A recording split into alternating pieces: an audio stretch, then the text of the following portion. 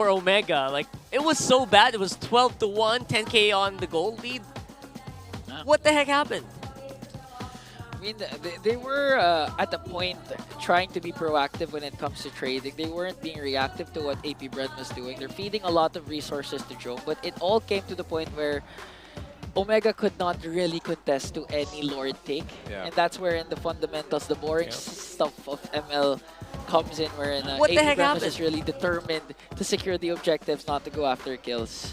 It also feels like we've seen Omega somewhat regress in that game number 1. The difficulties, the missed timings between the roam and the mid were evident when Chaknu was playing here. It went away when Super Yoshi got in, but now it looks like it's coming back slowly. That's right. That's exactly it, right? So we'll talk about that a little bit more later. But for now, the Athena Cup is happening at this moment. So this is an exclusive league for female pro players and the official qualifier for the MLBB Women's Invitational. And it's also will take place on March 7 until May 27. So let's all support this growing league that empowers women, more women to be in esports. Yeah, I have to go back and watch the VODs. I've been seeing some of the updates here and there. It seems like it's getting quite heated from the Athena League, and I have to go back and watch that. And maybe some of those players want to use the Edith Prismatic Sentinel skin, which is now available in-game with 30% off. You can also get it from a chest. So join Edith and experience MLBB's esports charm. All that, the big MPL logo every time you dash, that's really something. You know, honestly, if we promote all the skins available right now that are on sale as well, it's going to take us like 5 minutes to go through everything, because even emotes are being sold right now for all the teams. That's right. You would know. You spent all your 20,000 diamonds on today. Why? Yeah. No. Only 10. You said 11 earlier, so what is it actually? I said 10. I never said 11. I hate the number 11. All right. So Navi and Evos, by the way, has just begun on MPL Indonesia, and you know that's very exciting. Everyone who watches knows why. I feel like it is possibly an uphill trend for one of these teams. Yeah.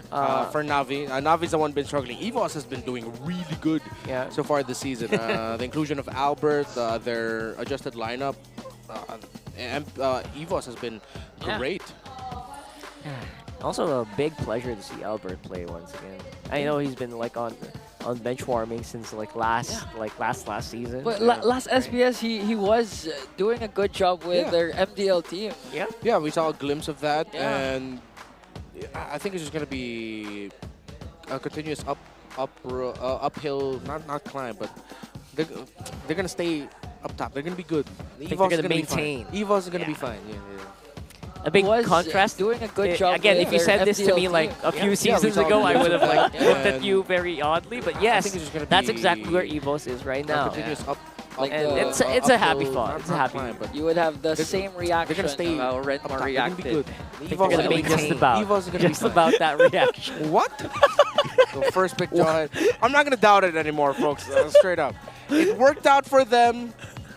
It was in line with the conditions that we mentioned for Kekadot. It allowed him to set the tempo, play aggressive. His partnership with Chovskirt was on point, despite the early trading not going well for Chovskirt. They were able to rebalance things. Good for them. You know what? That might be their identity coming into this one. First, they'll pick blue side, and then they'll pick someone who doesn't usually get picked up. And then the other teams like, gonna be surprised, like, what the heck? And then they're going to get 2 really good ones as well. Yeah, maybe.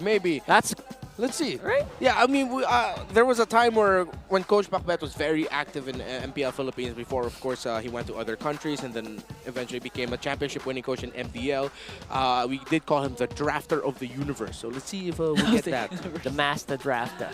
Yeah. So right now, game 2, we're looking at Omega timers. I don't know what timers Omega's timers are allowed. It used to be 18 way back a few seasons. But now that the average game time is 20 minutes, it's the actual average game time right now, 21, 22 minutes. By the way. I'm expecting almost all 90% of the games to go 20 minutes or more. I even thought the patch would make the games faster because of it made it longer. A jumping level at 8-minute Lord. I thought so too. But apparently that's not the case. I thought turrets would be crashing down 8 minutes, 9 minutes in, no more inhibitor turrets, but Maybe because we are in the hardest region, you know. That's what I was thinking as well. It's the only possible logical explanation. No, but when we play ML also, the games take Earlier, long. it was when we played. It was it was 24, 25 minutes. Yeah, just about. The games have generally just been getting longer in this meta, and even in the games where there's a lot of like mini fights or brawls happening. Ooh, top of total kills in all mid laners. Okay. Sheesh. 29, 82.76%. The problem with him, though, is that the rest of his team just keeps dying. He's getting the kills, but the opposing team is also killing his team. It's just like, guys, what am I So- supposed to do with this? So you think in Ukir's mind, guys, stop Yeah. dying, please. Imagine Uker's POV tunnel visioning whenever he's doing a 1v1 versus Yeah. opposing mid laners, and he eventually wins. And after he looks back, all his Yeah. teammates are in death timers mode. He's like, all right, guys, I I've did set it. up the way for us. Let's wait. You're Where all are you dead? guys? Oh, You gotta okay. go back. Come on. Right. It's a bit fair to say that, right? Ukir's stats individually has been super high. He's a sleeper here, by the way. And there's Omega with the blue side. They said, well, you know what? We're gonna do that first pick Jawhead. Let's see how, how that works out for you. They have exactly the Hello guys for watching my live. I'm sorry it's loading. Oh fuck. What happened?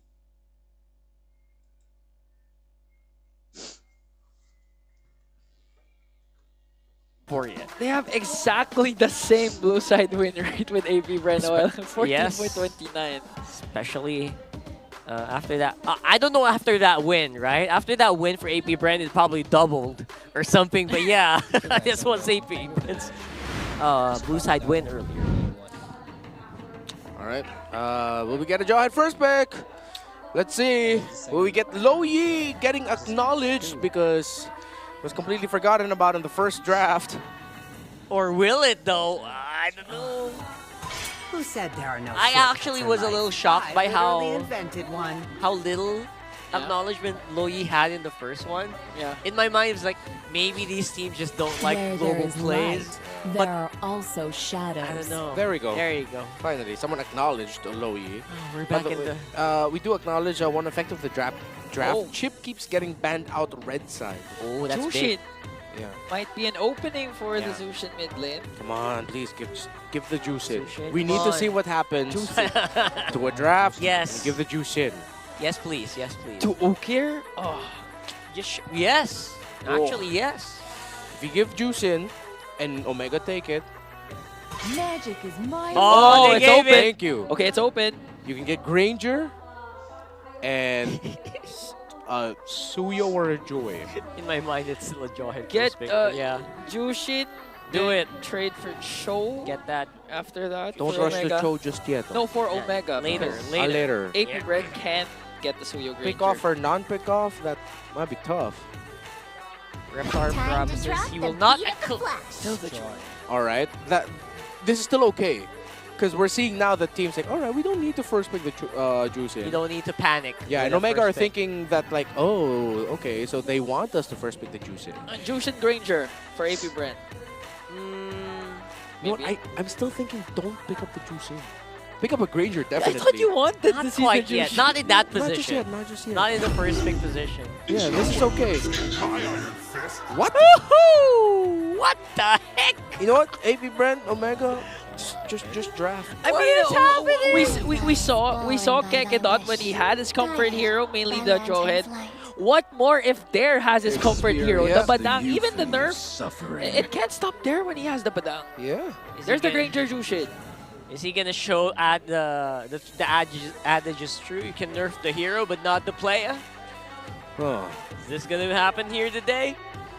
They're out of the power picks in the gold lane though, so they just pick Irithel now.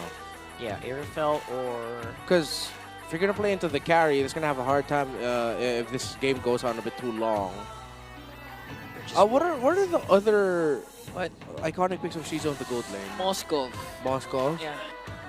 Moskov, Here. Ikari, the usuals. The Immortal One chose me to vanquish the shadows Oh, yeah, that the Suyo. plague this forgot world. almost completely forgot about that. They showed a core of physical damage dealers, they can, unless they're gonna go magic in the gold lane, which you're Not not. done? No. Cannot. So all your magic damage is gonna be based off of whatever your mid laner will be, which, if it's not the Farsa, could be an it might be a Farsa. Eve is still Eve. open, Yeah. but the Joy Granger and Lo Yi actually mess her up. Huh. What are they drafting into? Hope will find a way. I feel like they Even when completely all is lost the mid control. We were talking about how important mid control is right now in this Yeah. meta. They might have actually lost on that one. I feel like Omega would also ban out. Oh no, there's already a roam. Got not a pick for Yoshi. Do you safely ban the Tigreal? Ruby maybe? Ruby? Yeah. Or the Ruby, Baby yeah? Bren, yeah. Jome is our captain for the season. We all agreed. Because Jome is outside the game. He has good values he has good outside the values. game. That was a very long first. Yeah. So he doesn't just make good decisions in game, but He's- also outside. Look at me, he's the captain now. Yeah. Oh. Maybe that's why he stole. Begin. Ah, there's a Ruby ban. Okay. Farsa. Who They're either else? gonna go Hylos or Tigreal for Yoshi. Because the heroes that he's already picked up this season are off the board. All of them. Cho, Ruby, Jawhead, Badang. That's a good So we're thought. gonna be seeing Super Yoshi in a different pick. Good ban as well on the Aurora. So you just go Farsa here of your AP Bren. Huge mid lane bans. Yeah, Farsa looks really good. I'm thinking about heroes that kind of lane well against Zushin as well. Yeah. And if this goes Farsa, then you pick up a Gato Gacha. So magic damage focused center of the map. Relatively good crowd control with the Juicin and Gatot, although it is a taunt based type. Can jump away. And then your EXP laner, you can go Lucas. Because I want to see them have a little bit more physical as well. I didn't cure the pain. Now you can't go Oh. Lucas. They block the Lucas pick with the Valentina. That's a good pick. I am really wondering about this Valentina pick. Because you can't really get any good ultimates. Yeah, but you block the Lucas. That's what they're thinking of. I think you're really Just just that? gonna be getting the whatever ultimate Super Yoshi will have, and or the the roam. ultimate, or the ultimate of the Joy. Electrifying Beats is one of the old favorites for Valentina players to pick up. It's a good escape, good initiation as well. Wonder if we'll see Hylos here. Usually damage. pairs well with the Zushin. Yeah, they can go I'm double. the priestess of primal Edith. lightning. Oh, Edith. The hunter of Oh, all okay, the that's one evil good gods. ultimate for the Valentina. They get the Primal Wrath. XP as well. Get something Tig? chunky. Tig? No, you're giving Blue? They go Got Gatot, that. I got you thoughts. mentioned. Alright. And for the gold. Beatrix. Beatrix, come on Shizu. Nah, but there's a Joy. They might just settle for Bruno? Irthel or Moskov. Maybe go Bruno again? Moskov is what they're highlighting. Yeah, might just be that. Because with the Joy on the other side. They're looking at it. And the Moskov is right next to Irfan. There we go. All right, you mentioned that this was his one of his signature picks in MDL Philippines. So let's see if finally we'll get a very iconic Moskov game for Shizo. Part of me, something tells me we might be going to game number 3, folks. Not gonna lie. Feels like game number 3 as Yeah, well. with the Edith and the Granger Joy on the side of Omega. But maybe we'll get another replay of what happened in game number 1, wherein AP Bren just takes control of the center of the map and just completely messes up Omega's early game rotations. Part Maybe. of me is really saying a sweep, You're picking the sweep. honestly. Do you have that much trust in Gegadot's Jawhead? Yes, and there's Badang. And there's Badang. Again, I'm still highly doubtful of the Badang. I saw what it does, right? I saw it on the field. You saw it on the field as well, right, Yingan? Yeah, I hate the nerf. It's really bad. But it's a well-deserved nerf up against Yeah. for Badang, yeah. Oh, yeah. So we're on to game number 2. I don't know what you guys think in the comment section. Please let us know if you think this is still worth picking up. if maybe you Welcome still to use it. Mobile Legends! And how well is that going to do against this specific lineup? Let's go into it. And it's going to be a really fun one to watch for sure. All right. Slightly faster clear here for Omega. Playing slow around the middle, though Ukir wants to be aggressive against Choveskirt. Super Yoshi's here. Oh, Good Lantern trade. forcing out right away the flicker onto Choveskirt. Yeah, very good trade at the beginning of the center of the map. Although we did see that was a similar start in game number 1. So no doubt, AP Bren will have the capability to recover. James Banks. Okay, forced out to revitalize early on, and no follow-up coming in from Keketo. There's the Lantern Flare, another flicker forced out. So a flicker for a flick, no, 2 flickers have been forced out for AP Bren. Yeah, that's pretty huge, especially it's on Choveskirt as well as Kekedot. You know what? They can't really be too aggressive with that one. They'll have 2 minutes, 2 solid minutes where Omega can basically do whatever they want on the map. You know, I thought the Zushin, I would see the nerf on the early game, the Zushin. But so far, what's the nerf? Ukir's been playing phenomenal, even despite the nerf, has been playing aggressive with or without Super Yoshi in the mid lane up against Kekedot and Choveskirt. Yep. Okay. So start for both. Fury Hammer already for the Suyo. So waiting up on the first item for the Joy. Despite some heavy aggressive trading in the center of the map, nothing too crazy just yet. In fairness, the nerf isn't like super hero breaking.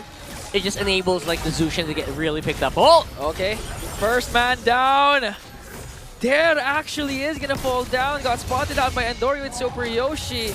Now AP Bren not in a good position to contest for this turtle, as Andoryu this time is taking full control of the objectives. Oh, big invade here by Omega. This is not going good for AP Bren. Oh, look at that. Luis up on front. Andoryu already got the turtle. Okay. Oh, still got his purple buff though. So good thing Omega didn't lose their buff as well. They did pressure the rotation a bit of AP Bren. Still, AP Bren are within the realms of being able to come back. They might find Jome. Here comes a flicker from Jome. Kekedot wasn't there in time as Jome was able to walk away scot-free.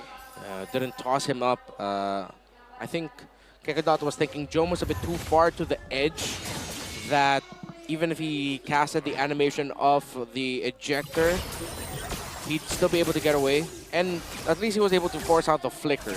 So there is that. 200 gold lead for 3 members of Omega right now, and AP Bren need to find a way to recover. They might be getting that with a trade. They might be willing to trade up the second turtle for a push in another portion of the map if the minion waves are looking good for them. All right. In fairness, right? I mean, Kekedot, maybe he played pretty much the same last game, right? He didn't play too aggressive, played within their means, and it's just all about like measuring up your opponent. How far can you extend? How far can you push? Choveskirt though, suffering quite some damage in that trade. Ukir really tearing it up on the lane. If it's not gonna come from Ukir, it's gonna come from somewhere else, and then Doryu seems like to be the damage dealer of Omega. How many times have they sent Choveskirt home recalling because of the dives that Omega can do? Now here comes the Lantern Flare, spams from Ukir. They might go for the top lane push eventually and just force Keketo to stay and babysit Shizu. Here's the problem with that Moskov matchup against Granger. You just really can't move out of your turret that much. You're getting punished over and over again. It's gonna be hard for that Moskov, at least for the meantime. Okay, Choveskirt has the Primal Wrath. Let's see if they'll be willing to contest this next objective. Because with that, they should have an angle here, but the difference is 2 tanky members at the side of Omega against the 1 pick-off based comp. Omega can just brute force this, stand their ground, and bully AP Bren out of the objective. Oof, exactly what they're trying to do right now. Trying to push him back, looking for an angle. Kekedot as well has that flicker charged up. Okay. Who's gonna be the target though? Shizu just pushing down bottom. He does have the Spear of Destruction, can jump in any moment. As Super Yoshi is zoning out Kekedot. James Pax not in the picture to go for the turtle. There was a flicker committed from there. AP Bren, no casualties, but Omega got the turtle. Okay, so they didn't force anything out, but Omega. Oh, Luis! Oh, didn't force anything. Everything is gonna Whoa! connect for them. The AOG plus Earth Shatter combination. James Banks was able to walk away, but Uker picks him up with the lantern flare. Gonna bring down Andor. Oh my goodness, Shizu in the picture now with a Spear of Destruction. Chomskirt still working on Uker. At the back! Jom is the only one left though. Here comes Chomskirt and Dare. Dare doesn't have any flicker. Jom will be able to walk away, but Omega lost 3. Omega, they were looking over here, but they weren't looking over there, and they got caught up by the Padang. Andoryu will cash out Kekadot though, but AP Bren, a glimmer of hope in what has been an Omega-controlled game so far. And Shizu definitely the one who is having a lot of fun because he doesn't need to join in quite yet. He's getting so much gold on the map.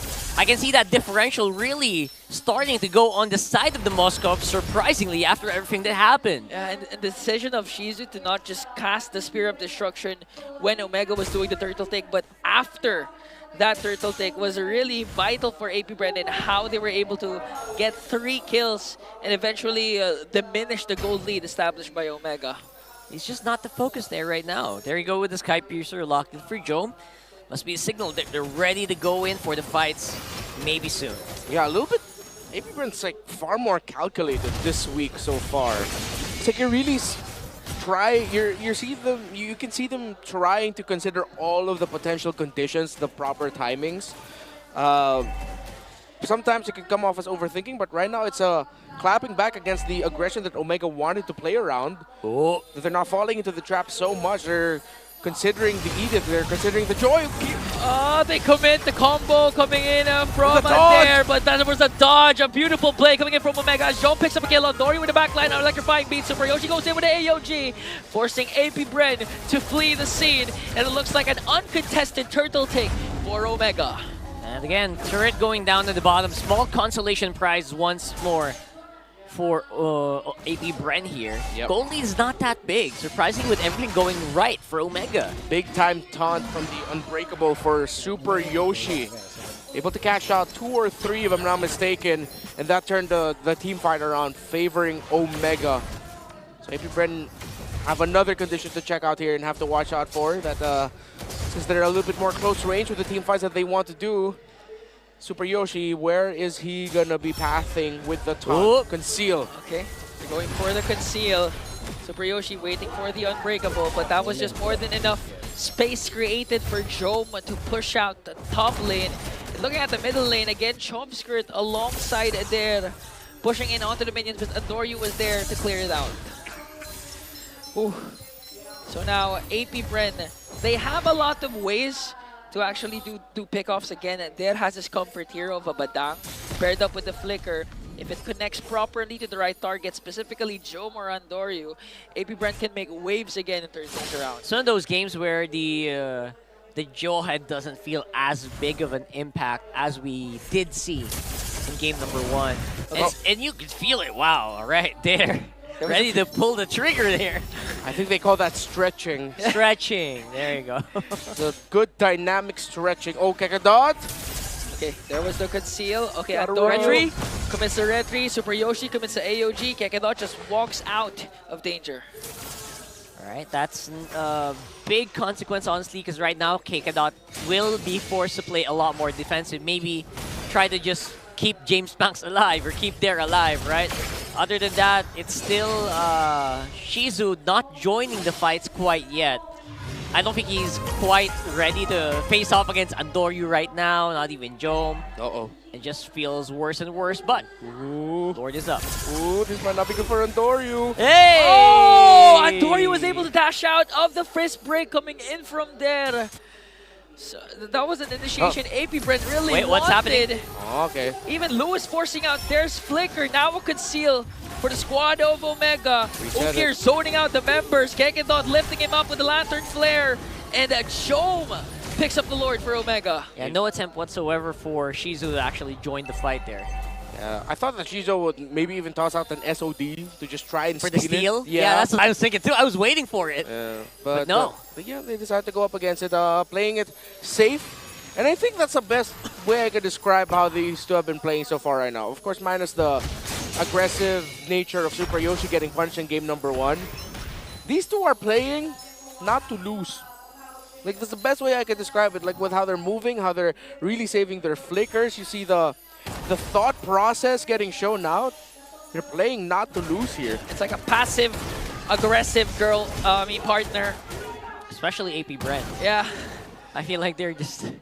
What are they waiting for? That's the big question. Okay, but Andoryu doesn't want to wait any longer. They're going for James Banks. Here comes the Whoa. electrifying beats, but Kekadon with the throw. Shovskirt with the Primal Wrath, and there with the final blow to bring down Andoryu. Big punish, but Omega will be able to get a tower in the mid. Let's see if AP Brent can find a little bit more after that pick off onto Andoryu. A bit too aggressive there to try and take down James Banks. Able to dash over the wall, and a good stop by the Jawhead with him, as well as Shovskirt. Oh, okay, Super Yoshi commits unbreakable onto there. Here comes the throw once again from Kekadon. He's going to find Super Yoshi. Jom delivering the Death Sonatas. Ukir with a pickup onto there once again, and Jom gets the kill. 2-0-0 for Big J. Yeah, 2 Sky Piercers, by the way, on the side of Omega. 1 for the Granger and 1 for the Juice Sin. That was the first item that Ukir actually went for. Went for the Elegant Gem, then the Sky Piercer onto the Blood Wings.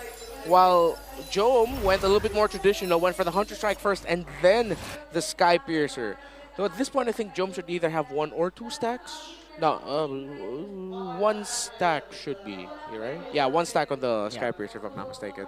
I don't think we're gonna get to see that quite yet. But yeah, it's either if it not 1, 2. I don't know who got the other one. Yeah. Now we're here. 46 seconds on the next objective. I feel like AP Brand wasn't really completely able to utilize that pick-off we saw earlier. And now it just feels we're back on even Stevens with free K almost to Omega this time around. Yeah, fortunately for AP Brand so far, no inhibitor turrets has been taken down. All Holy Shields have now been gone, so it's going to be detrimental if AP Brand lets go of a potential Lord Day coming in from Omega. But again, we do, however, see that there are trades coming in from AP Brand, especially the ones initiated by Daryl Kekadon. Okay, so now, I don't know, man. There, you have to show us your moves, man. This is not the I remember. Not the Der Badang I remember, right? Yeah. I'm looking for those really big wobble combo plays. I guess Omega's not just grouping up as much as we thought they would, and maybe they're just aware of the Badang's possibility. That's why they're trying to avoid it. Yeah, I don't know. I'm looking for it. I mean, for me, I could already feel the nerf. Okay, Fist crack already committed by there. Dory just dashes out. Lewis making sure that brushes are occupied by the squad of Omega. Kekadon right in the brush. James Max, will he be able to make a move and steal away this Lord? Here comes there! What a beautiful setup! And the man with a million moves adds another move to his list as they take down 2 plus the Lord. A triple for Shizu, and AP Brand making noise once again as they take down 3. No way! It's edible, isn't it? Oh, it's edible! That's what you call a perfect bust! Okay, Shizu works on the turret. Ukin and Super Yoshi left in the back. Here comes the throw. Here comes the potential wipe out coming in from AP Brand, and that is it. Super Yoshi gone. No minions. And AP Brand, they don't have minions yet, though. It's not yet over. Jom 5 seconds alongside Lewis. They will respond. That was nuts. There on this Badang again, perfectly responded to by AP Brand. Now here comes another chance to end it. Okay, there once again connecting Lewis though. Primal Wrath, not enough time to be casted because he got blasted down in the map, and AP Brand finally has a win in week 4. Their first win after 4 weeks of playing. AP Brand finally on the scoreboards. Thank you, Dare. What an engagement and the perfect clapback and response. Put your ones up in the sky. Recognize and give this team their flowers, because what an amazing comeback from Dare. And the MPL Philippines Season 4 champions, AP Brand. And it's a 2-0.